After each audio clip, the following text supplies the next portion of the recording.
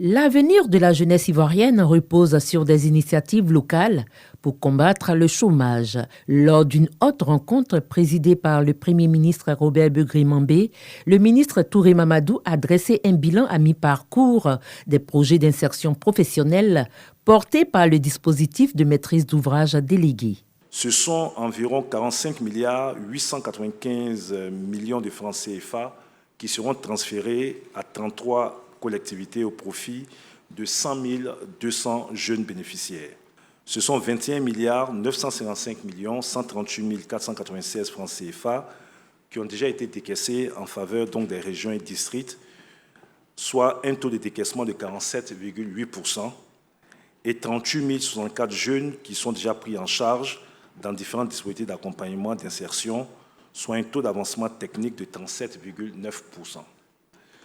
Le but est de bâtir et de consolider sur les acquis pour faire des recommandations afin d'améliorer le dispositif mis en œuvre dans le cadre de la maîtrise d'ouvrage déléguée aux collectivités et une plus grande implication pour favoriser une politique efficace d'insertion des jeunes en territoire. Les collectivités territoriales jouent un rôle central dans la mise en œuvre des projets des jeunes. Le PGDEC, phase 3 et CD2 3, emploi des jeunes, vise à répondre plus efficacement aux besoins pressants d'insertion et d'autonomisation de notre jeunesse, tout en renforçant la décentralisation et la responsabilisation des collectivités territoriales. C'est une gestion de proximité qui s'avère toujours performante.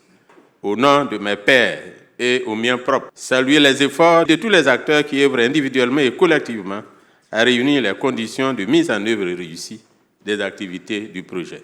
Grâce à des partenariats avec des institutions comme la Banque mondiale et l'Agence française de développement AFD, des avancées notables sont enregistrées. L'originalité de ce dispositif, c'est qu'il s'appuie sur les collectivités, sur les régions, pour que le dispositif soit au plus proche des jeunes Ivoiriens et des jeunes Ivoiriennes, où qu'ils soient dans le pays, sur les territoires, pour pouvoir donner un service adapté à leurs besoins. Un échange très direct et très honnête sur les acquis de l'engagement du gouvernement de la Côte d'Ivoire avec ses partenaires. On va travailler pour voir comment on peut trouver des solutions pour accélérer la mise en œuvre de ce programme.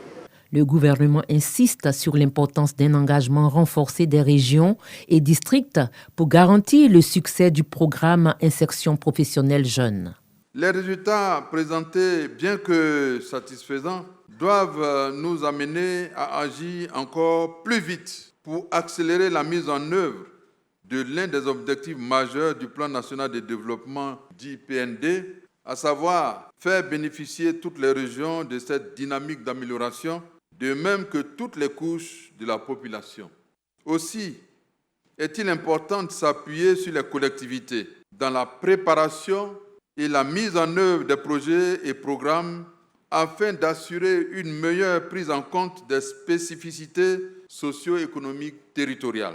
La régionalisation de la stratégie d'insertion des jeunes initiée à travers la maîtrise d'ouvrage déléguée qui nous réunit ce jour répond à ces besoins.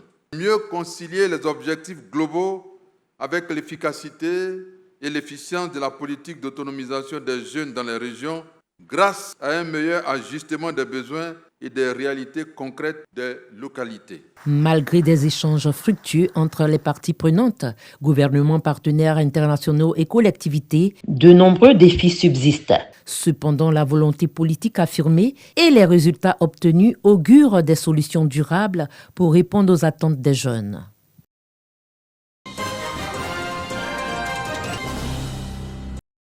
Une délégation du CNLC, Comité national de lutte contre la contrefaçon, est à Bouaké dans le cadre d'une campagne de sensibilisation intitulée FSR, Formation, Sensibilisation, Répression, portée sur le projet Stop Contrefaçon.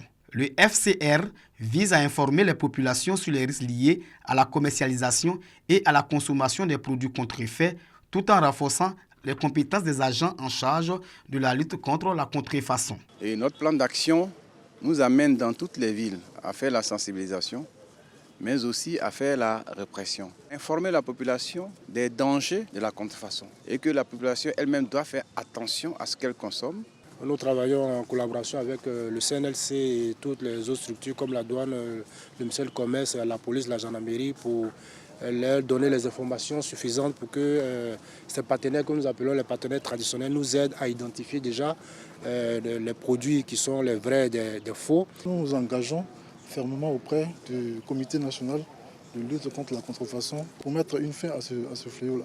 À l'issue de cette formation, le CNLC sillonnera les marchés et autres espaces commerciaux pour une sensibilisation de proximité. Après Bouaké, la ville de Kourougo va accueillir la délégation.